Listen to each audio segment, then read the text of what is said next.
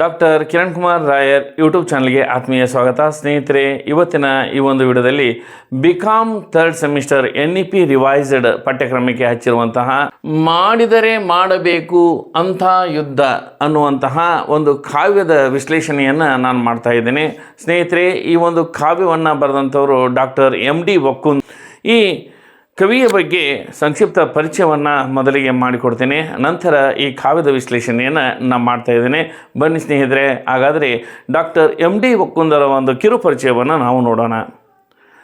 ಕವಿ ಹಾಗೂ ವಿಮರ್ಶಕ ಅಂತ ಪ್ರಸಿದ್ಧಿ ಪಡೆದಂಥವರು ಡಾಕ್ಟರ್ MD ವಕ್ಕುಂದ್ ಅವರು. ಇವರು ಧಾರವಾಡದ ಹತ್ತಿರದಲ್ಲಿರುವಂತಹ ಅಮ್ಮಿನ್ ಬಾವಿಯಲ್ಲಿ ಜೂನ್ 15, 1967ರಲ್ಲಿ ಜನಿಸ್ತಾರೆ. ಇವರು ಕರ್ನಾಟಕ ವಿಶ್ವವಿದ್ಯಾಲಯದಿಂದ ತಮ್ಮ MA ಪದವಿಯನ್ನು ಹಾಗೂ MPhil ಪದವಿಯನ್ನು ಪಡ್ಕೊಳ್ತಾರೆ. ಆದ ನಂತರ ಇವರು ಹಂಪಿಯ ಕನ್ನಡ ವಿಶ್ವವಿದ್ಯಾಲಯದಿಂದ ಆಧುನಿಕ ಕನ್ನಡ ಕಾವ್ಯದಲ್ಲಿ ಧಾರ್ಮಿಕ ಹಿಂಸೆ ಹಾಗೂ ಸೌಹಾರ್ದತೆಯ ಸ್ವರೂಪ ಅನ್ನುವಂಥ ವಿಷಯದ ಮೇಲೆ ಇವರು ತಮ್ಮ ಒಂದು PhD ಪದವಿಯನ್ನು ಪಡ್ಕೊಳ್ತಾರೆ. ಇವರು ಸದ್ಯ ದಾಂಡೇಲಿಯಲ್ಲಿರುವಂತಹ ಸರ್ಕಾರಿ ಪ್ರಥಮ ದರ್ಜೆ ಕಾಲೇಜಿನಲ್ಲಿ ಪ್ರಾಂಶುಪಾಲರಾಗಿ ತಮ್ಮ ಒಂದು ಸೇವೆಯನ್ನು ಸಲ್ಲಿಸ್ತಾ ಇದ್ದಾರೆ. ಇವರು ಹಲವಾರು ಕೃತಿಗಳನ್ನು ರಚನೆ ಮಾಡಿದ್ದಾರೆ.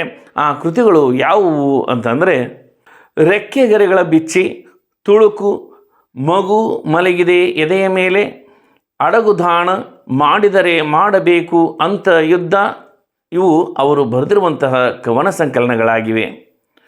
ಊರೊಳಗಿನ ಉತ್ಪಾತ, ಭಾರತ, ಧಾರ್ಮಿಕ ಹಿಂಸೆ ಹಾಗೂ ಸೌಹಾರ್ದತೆಯ ಸ್ವರೂಪ, ಸರ್ವ ಜನಾಂಗದ ಶಾಂತಿಯ ತೋಟ, ಚಿನ್ನದ ಕತ್ತಿಗೆ ಪರಾಕು ಪಂಪು ಇವು ಅವರ ವಿಮರ್ಶೆಯ ಕೃತಿಗಳು.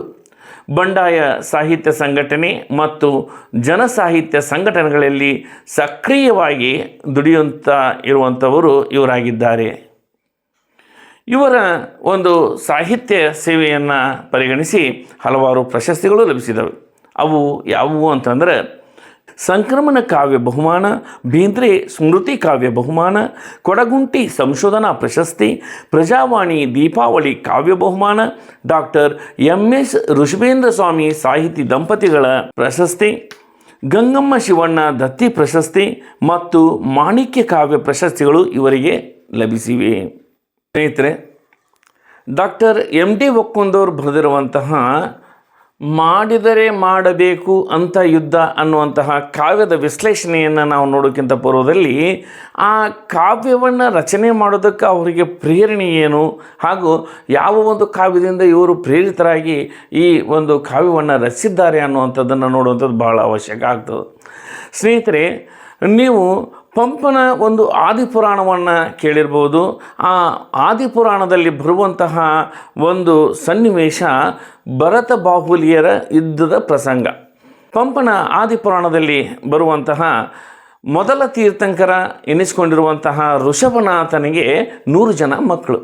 ಆ 100 ಜನ ಮಕ್ಕಳಲ್ಲಿ ಭರತ ಮತ್ತು ಬಾಹುಬಲಿ ಅನ್ನುವಂಥವರು ಇಬ್ಬರು. ಒಟ್ಟು 100 ಜನ ಮಕ್ಕಳಿಗೆ ಇಲ್ಲಿ ಋಷಭನಾಥ ತಾನು ಜೈನ ಒಂದು ಸನ್ಯಾಸತ್ವವನ್ನು ಸ್ವೀಕರಿಸಿದಂಥ ಸಂದರ್ಭದಲ್ಲಿ ಎಲ್ಲರಿಗೂ ರಾಜ್ಯಗಳನ್ನು ಒಂದು ಹಂಚಿಕೆ ಮಾಡ್ತಾನೆ. ಹಂಚಿಕೆ ಮಾಡಿದಂಥ ಸಂದರ್ಭದಲ್ಲಿ ಭರತನಿಗೆ ಅಯೋಧ್ಯ ಮತ್ತು ಮಧ್ಯದ ಒಂದು ಪ್ರದೇಶವನ್ನು ಅವನಿಗೆ ವಹಿಸಿಕೊಡ್ತಾನೆ. ಅದೇ ರೀತಿಯಾಗಿ ಬಾಹುಬಲಿಗೆ ಪೌದನಾಪುರ ಅನ್ನುವಂತಹ ಒಂದು ರಾಜ್ಯವನ್ನು ಅಲ್ಲಿ ಹಚ್ಚಿಕೊಡ್ತಾನೆ. ಆಗ ಅವರು ತಮ್ಮ ರಾಜ್ಯಗಳಲ್ಲಿ ರಾಜ್ಯಭಾರವನ್ನು ಮಾಡ್ತಾ ಅವರು ನೆಮ್ಮದಿಯಿಂದನೇ ಇರ್ತಾರೆ. ಒಂದು ದಿನ ಇದ್ದಕ್ಕಿದ್ದಂತೆ ಭರತನ ಒಂದು ಅಯೋಧ್ಯೆಯಲ್ಲಿ ಚಕ್ರರತ್ನ ಉದ್ಭವ ಆಗ್ತದೆ. ಆಗ ಆ ಒಂದು ಚಕ್ರರತ್ನ ಉದ್ಭವ ಆದಾಗ ಚಕ್ರವರ್ತಿ ಆಗಬೇಕು ಅನ್ನುವಂಥ ಒಂದು ಅಭಿಲಾಷೆ ಭರತನಲ್ಲಿ ಹುಟ್ಕೊಳ್ತದೆ. ಆಗ ಆ ಚಕ್ರರತ್ನವನ್ನು ಬಿಟ್ಟು ಅವನು ಎಲ್ಲ ರಾಜ್ಯಗಳಿಗೂ ಹೋಗಿ ಅವನೇನು ಮಾಡ್ತಾನೆ, ತನ್ನ ಒಂದು ಅಧಿಪತ್ಯವನ್ನು ಸ್ಥಾಪಿಸುವಂಥ ಪ್ರಯತ್ನವನ್ನು ಮಾಡ್ತಾನೆ.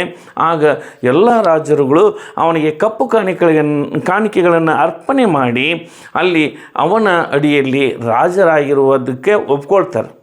ಅದೇ ರೀತಿಯಾಗಿ ಬೇರೆ ರಾಜ್ಯರನ್ನೆಲ್ಲ ಸೋಲಿಸಿ ಅಧೀನಕ್ಕೆ ತಗೊಂಡ ನಂತರ ಮುಂದೆ ತನ್ನ ತಮ್ಮಂದಿರ ಒಪ್ಪಿಗೆಯನ್ನು ಪಡ್ಕೊಳ್ಳುವಂತಹ ಅವಶ್ಯಕತೆ ಅವರಿಗಿರ್ತದೆ. ಆ ಕಾರಣದಿಂದ ಭರತ ಏನು ಮಾಡ್ತಾನೆ ಅಂದರೆ ತನ್ನ 98 ತಮ್ಮಂದಿರನ್ನು ಒಪ್ಪಿಗೆ ಪಡ್ಕೋತಾನೆ. ಆಗ ಎಲ್ಲ ತಮ್ಮಂದಿರು ಸಹಿತ ಏನು ಮಾಡ್ತಾರೆ, ಕಪ್ಪು ಕಾಣಿಕೆಗಳನ್ನು ಕೊಟ್ಟು ಆ ಭರತನ ಅಧೀನದಲ್ಲಿ ಇರೋದಕ್ಕೆ, ಅವನ ಆ ಅಧೀನದಲ್ಲೇ ಆಡಳಿತವನ್ನು ಮಾಡೋದಕ್ಕೆ ಅವರು ಒಪ್ಕೊಳ್ತಾರೆ. ಆದರೆ ಚಕ್ರರತ್ನ ಅಯೋಧ್ಯೆಯ ಹತ್ತಿರ ಬಂದಂಥ ಸಂದರ್ಭದಲ್ಲಿ ಆ ಚಕ್ರರತ್ನ ನಿಂತ್ಕೊಳ್ತದೆ. ಅಂದ್ರೆ ಅಯೋಧ್ಯೆಯ ಸಮೀಪದಲ್ಲಿ ಇರುವಂಥ ಪೌದನಾಪುರಕ್ಕೆ ಒಳ ಪ್ರವೇಶ ಅದು ಮಾಡೋದಿಲ್ಲ. ಆಗ ಆ ಚಕ್ರರತ್ನ ಒಳ ಪ್ರವೇಶ ಮಾಡಲಿಲ್ಲ ಅಂದಾಕೆ ಅವನು ಯಾಕಿದು, ಇಷ್ಟೆಲ್ಲ ರಾಜ್ಯಗಳನ್ನು ನಾನು ವಿಜಯಿಯಾಗಿ ಬಂದೆ, ಆದರೆ ಇದು ನನ್ನ ತಮ್ಮಂದಿರು ಆಳ್ತಾ ಇರುವಂತಹ ರಾಜ್ಯದ ಒಳಗಡೆನೇ ಅದು ಪ್ರವೇಶ ಮಾಡ್ತಾಯಿಲ್ಲ ಯಾಕೆ ಅಂತೇಳಿ ಅವನು ವಿಚಾರಿಸಿ ನೋಡಿದಾಗ ಅವನಿಗೆ ಗೊತ್ತಾಗ್ತದೆ ಬಾಹುಬಲಿ ಆ ಒಂದು ಸಂದೇಶವನ್ನು ಒಪ್ಕೊಳ್ಳೋದಿಲ್ಲ. ಅವನು ಏನು ಮಾಡ್ತಾನೆ ಅಂದರೆ, ನೀನು ಒಬ್ಬ ಯೋಧ, ಕ್ಷತ್ರಿಯ ಧರ್ಮವನ್ನು ನೀನು ಅಲ್ಲಿ ಪಾಲಿಸಿ ನೀ ರಾಜ್ಯವನ್ನು ಪಡ್ಕೋ, ಈ ರೀತಿಯಾಗಿ ಪಡ್ಕೊಳ್ಳುವಂಥದ್ದು ಅದು ಸಲ್ಲದ ಮಾತು ಅಂಥೇಳಿ ಅವನು ಹೇಳಿ ಕಳಿಸ್ತಾನೆ. ಆ ಭರತನ ಒಂದು ಬೇಡಿಕೆಯನ್ನು ಇಲ್ಲಿ ಬಾಹುಬಲಿ ನೆರವೇರಿಸುವುದಿಲ್ಲ. ಆಗ ಆಕ್ರೋಶಗೊಂಡಂತಹ ಭರತ ಯುದ್ಧವನ್ನು ಮಾಡೋದಕ್ಕೆ ಸನ್ನದ್ಧನಾಗ್ತಾನೆ. ಅಂದರೆ ತಮ್ಮನ ಮೇಲೆ ಯುದ್ಧವನ್ನು ಮಾಡಬೇಕು ಅಂಥೇಳಿ ಅವನು ರೆಡಿ ಆಗ್ತಾನೆ. ಆ ಒಂದು ಸಂದರ್ಭದಲ್ಲಿ ಮಂತ್ರಿಗಳು ಏನು ಮಾಡ್ತಾರೆ ಅಂದರೆ ಒಂದು ವಿಚಾರವನ್ನು ಮಾಡ್ತಾರೆ. ಅದು ಏನು ಅಂತಂದರೆ, ನೀವಿಬ್ಬರು ಅಣ್ಣ ತಮ್ಮಂದರು ಈಗ ಹೋರಾಟ ಮಾಡಿದರೆ ನಿಮ್ಮ ಸೈನ್ಯದಲ್ಲೇ ಎಲ್ಲರೂ ಸಾವು ನೋವುಗಳಾಗುವಂಥದ್ದು. ಆ ಒಂದು ಕಾರಣಕ್ಕೆ ನೀವಿಬ್ಬರು ಅಣ್ಣ ತಮ್ಮಂದಿರು ಸೈನ್ಯಗಳನ್ನು ಇಟ್ಕೊಂಡು ಹೋರಾಡಬೇಡ್ರಿ, ಬದಲಾಗಿ ನೀವು ಇಬ್ಬರೇ ಅಲ್ಲಿ ಹೋರಾಟ ಮಾಡಿರಿ. ಅದರಲ್ಲಿ ವಿಜಯಿಗಳು ಯಾರಾಗ್ತಿರೋ ಅವರಿಗೆ ಈ ಎಲ್ಲ ರಾಜ್ಯ ಸೇರುವಂಥದ್ದು, ಅವರಿಗೆ ಚಕ್ರವರ್ತಿ ಅನ್ನುವಂಥ ಪಟ್ಟ ದೊರೀತದೆ ಅಂಥೇಳಿ ಇಲ್ಲಿ ಹೇಳ್ತಾರೆ. ಆಗ ಆ ಮಂತ್ರಿಗಳ ಅಭಿಪ್ರಾಯವನ್ನು ಪಡೆದುಕೊಂಡು ಆಗ ಭರತ ಮತ್ತು ಬಾಹುಬಲಿ ಇಬ್ಬರೇ ಯುದ್ಧವನ್ನು ಮಾಡೋದಕ್ಕೆ ನಿರ್ಧಾರವನ್ನು ಮಾಡ್ತಾನೆ. ಹಾಗಾದ್ರೆ ಆ ಯುದ್ಧ ಯಾವ ರೀತಿಯಲ್ಲಿ ನಡಿಬೇಕು ಅನ್ನೋದೊಂದು ಪ್ರಶ್ನೆ ಬರ್ತದೆ. ಆಗ ಆ ಒಂದು ಯುದ್ಧ ಆಯುಧವನ್ನು ಹಿಡಿಯದೇ ಮಾಡುವಂತಹ ಯುದ್ಧ ಆಗಿರ್ತದೆ ಅಂಥೇಳಿ ಇಲ್ಲಿ ಆ ಒಂದು ನಿರ್ಣಯಕ್ಕೆ ಬಂದಿರ್ತಾರೆ. ಅಂದರೆ ಯಾವುದೇ ಒಂದು ಪ್ರಾಣಾಪಾಯಗಳಾಗಿರಬಾರ್ದು, ಯಾರೂ ಇಲ್ಲಿ ಸಾವು ನೋವುಗಳನ್ನು ಅನುಭವಿಸಿರಬಾರ್ದು, ಅಂಥ ಒಂದು ಯುದ್ಧವನ್ನು ಮಾಡಬೇಕು ಅನ್ನುವಂಥದ್ದು ಇಲ್ಲಿ ಆ ಒಂದು ಭರತ ಬಾಹುಬಲಿಯರ ಯುದ್ಧದ ಪ್ರಸಂಗದಲ್ಲಿ ಬರ್ತದೆ. ಆಗ ಹಾಗಂದ್ರೆ ಯಾವ ರೀತಿಯಾದಂತಹ ಯುದ್ಧಗಳನ್ನು ಮಾಡಬೇಕು ಅಂದಾಗ ಈ ಮಂತ್ರಿ ಮತ್ತು ಅಲ್ಲಿರುವ ನೆರೆದಿರುವಂಥ ಹಿರಿಯರುಗಳು ಸೇರಿಕೊಂಡು 3 ಯುದ್ಧಗಳನ್ನು ನಿರ್ಣಯ ಮಾಡ್ತಾರೆ. ಆ 3 ಯುದ್ಧಗಳು ಯಾವುವು ಅಂದರೆ, ಒಂದು ಜಲಯುದ್ಧ, 2ನೇದ್ದು ಮಲ್ಲಯುದ್ಧ, 3ನೇದ್ದು ದೃಷ್ಟಿಯುದ್ಧ. ಹೀಗೆ 3 ಯುದ್ಧಗಳನ್ನು ಮಾಡ್ತಾರೆ. ಇದರಿಂದ ಈ 3 ಯುದ್ಧಗಳಿಂದ ಇಲ್ಲಿ ಯಾರಿಗೂ ಯಾವುದೇ ರೀತಿಯಾದಂಥ ಹಾನಿಯಾಗುವುದಿಲ್ಲ. ಇಲ್ಲಿ ವಿಜಯಿಗಳಾದಂಥವ್ರೆ ಚಕ್ರವರ್ತಿ ಅನ್ನುವಂಥದ್ದನ್ನು ಇಲ್ಲಿ ನಿರ್ಣಯ ಮಾಡಲಾಗ್ತದೆ ಅನ್ನುವಂಥ ಮಾತನ್ನು ಹೇಳಿದಾಗ ಇವರು ಒಪ್ಕೊಂಡು ಆ 3 ಯುದ್ಧಗಳನ್ನು ಮಾಡೋದಕ್ಕೆ ಪ್ರಾರಂಭ ಆಗ್ತಾರೆ. ಹಾಗಾಗಿ ಇಲ್ಲಿ ಈ ಭರತ ಮತ್ತು ಬಾಹುಬಲಿಯರ ಒಂದು ದೈಹಿಕ ಸಾಮರ್ಥ್ಯ ಯಾವ ರೀತಿಯಾಗಿತ್ತು ಅಂತಂದ್ರೆ, ಭರತ ಸ್ವಲ್ಪ ಕುಳ್ಳಕ್ಕೆ ಅಷ್ಟು ಪ್ರಬಲನಾಗಿದ್ದಿದ್ದಿಲ್ಲ, ಆದರೆ ಬಾಹುಬಲಿ ಒಳ್ಳೆಯ ದಷ್ಟಪುಷ್ಟನಾಗಿದ್ದ, ಸಮರ್ಥನಾಗಿದ್ದ. ಹಾಗಾಗಿ ಈ ಒಂದು ದೃಷ್ಟಿ ಯುದ್ಧವನ್ನು ಮೊದಲಿಗೆ ಪ್ರಾರಂಭ ಮಾಡಿದಾಗ ಇಲ್ಲಿ ಏನಾಗ್ತದಪ್ಪ ಅಂದ್ರೆ, ಆ ಒಂದು ಬಾಹುಬಲಿ ಭಾಳ ಎತ್ತರಕ್ಕಿದ್ದ, ಭರತ ಸ್ವಲ್ಪ ಗಿಡ್ಡಕ್ಕಿದ್ದ. ಹಾಗಾಗಿ ಅವನ ಕಣ್ಣಲ್ಲಿ ಇವನ ಕಣ್ಣಿಟ್ಟು ನೋಡುವಂಥ ಸಾಮರ್ಥ್ಯ ಬಹಳ ಕಡಿಮೆ ಆಯಿತು. ಹಾಗಾಗಿ ಈ ದೃಷ್ಟಿ ಯುದ್ಧದಲ್ಲಿ ಭರತ ಸೋಲನ್ನು ಅನುಭವಿಸಬೇಕಾಯಿತು. ಅದೇ ರೀತಿಯಾಗಿ 2ನೇದ್ದು ಜಲಯುದ್ಧ. ಈ ಜಲಯುದ್ಧವನ್ನು ಮಾಡಬೇಕಾದಂಥ ಸಂದರ್ಭದಲ್ಲಿ ಒಂದು ಬಾಹುಗಳನ್ನು ಬಲಿಷ್ಠವಾಗಿ ಉಳ್ಳಂಥವನು ಬಾಹುಬಲಿಯಾಗಿದ್ದ.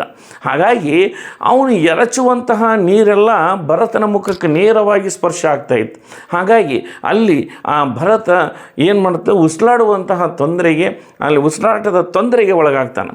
ಆದರೆ ಅದೇ ಬಾಹುಬಲಿಗೆ ಭರತ ಎರಚಿರುವಂತಹ ನೀರೆಲ್ಲ ಎದಿ ಮಟ್ಟಕ್ಕೆ ಬಂದು ಬೀಳ್ತಿರ್ತೈತಿ, ಅವನ ಮುಖನೇ ಅದು ಸ್ಪರ್ಶ ಮಾಡ್ತಾ ಇರೋದಿಲ್ಲ. ಹಾಗಾಗಿ ಇಲ್ಲಿ ಹೆಚ್ಚು ಸಮರ್ಥವಾಗಿ ನೀರನ್ನು ಎರಚುವಂಥ ಕೆಲಸವನ್ನು ಬಾಹುಬಲಿ ಮಾಡ್ತಾನೆ. ಹಾಗಾಗಿ 2ನೇ ಒಂದು ಯುದ್ಧದಲ್ಲಿ ಸಹಿತ ಭರತ ಸೋಲನ್ನು ಅನುಭವಿಸಬೇಕಾದಂಥ ಪ್ರಸಂಗ ಬರ್ತದೆ. ಇನ್ನು 3ನೇ ಒಂದು ಯುದ್ಧ ಯಾವುದು ಅಂತಂದ್ರೆ ಮಲ್ಲ ಯುದ್ಧ. ಇನ್ನು ಆ ಒಂದು ಕುಸ್ತಿ ಯುದ್ಧದಲ್ಲಿನೂ ಸಹಿತ ಭರತ ಅಲ್ಲಿ ಬಾಹುಬಲಿಗಿಂತ ಅಶಕ್ತನಾದ ಕಾರಣ ಇಲ್ಲಿ ಏನಾಯ್ತು ಅಂದ್ರೆ ಅವನು ಸರಾಗವಾಗಿ ಸೋಲ್ಬೇಕಾದಂಥ ಪ್ರಸಂಗ ಬರ್ತದೆ. ಯಾಕಂದ್ರೆ ಇವನ ಬಾಹುಬಲಿಯ ಒಂದು ತೋಳುಗಳು ಒಮ್ಮೆ ಭರತನನ್ನು ಅವಿಚ್ಕೊಂಡು ಹಿಡಿದ್ರೆ ಒಂದು ಆನೆಯ ಸೊಂಡಿಲು ಬಿಗಿದಷ್ಟು ಬಲಿಷ್ಠವಾಗಿ ಅವನ ಒಂದು ತೋಳುಗಳು ಇದ್ದು, ಹಾಗಾಗಿ ಆ ಒಂದು ಬಿಗಿಯಾಗಿ ಹಿಡಿದಿರುವಂತಹ ಬಂಧನದಿಂದ ಬಿಡಿಸಿಕೊಳ್ಳುವಂತಹ ಸಾಮರ್ಥ್ಯ ಸಹಿತ ಇಲ್ಲಿ ಭರತನಿಗೆ ಇಲ್ಲದೆ ಹೋಗ್ತಾ ಇತ್ತು. ಹಾಗಾಗಿ ಇಲ್ಲಿ ಏನಾಗ್ತಾ ಇತ್ತಪ್ಪ ಅಂದ್ರೆ ಏನಾಯಿತು ಅಂತಂದ್ರೆ ಈ ಭರತ ಸಹಜವಾಗಿ ಅಲ್ಲಿ ಮಲ್ಲ ಯುದ್ಧದಲ್ಲಿಯೂ ಸಹಿತ ಸೋಲ್ಬೇಕಾದಂಥ ಪ್ರಸಂಗ ಬಂತು. ಕೊನೆಗೆ ಮಲ್ಲ ಯುದ್ಧದಲ್ಲಿ ವಿಜಯಿಯಾದಂತಹ ಬಾಹುಬಲಿ ಏನು ಮಾಡ್ತಾನಂದ್ರೆ ಭರತನನ್ನು ಮೇಲಕ್ಕೆತ್ತಿ ಇನ್ನೇನು ತಳಗಡೆ ಕುಕ್ಕಿ ಅವನ ಸಂಹಾರ ಮಾಡಬೇಕು ಅನ್ನುವಷ್ಟೊತ್ತಿಗಾಗಲೇ ಅವನಿಗೆ ವೈರಾಗ್ಯ ಬರ್ತದೆ.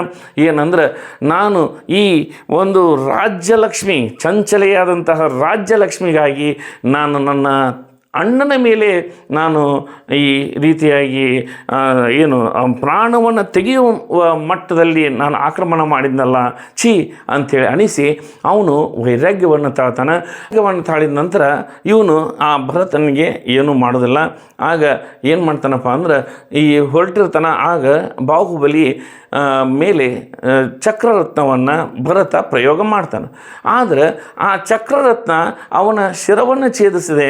ಅಲ್ಲಿ ಬಾಹುಬಲಿಯ ಬಾಹುಬಲಿಯನ್ನು ಸುತ್ತ ಹಾಕಿ ಅವನಿಗೆ ನಮಸ್ಕಾರ ಮಾಡಿ ಅವನ ಅಧೀನಕ್ಕೆ ಅದು ಹೋಗ್ತದೆ.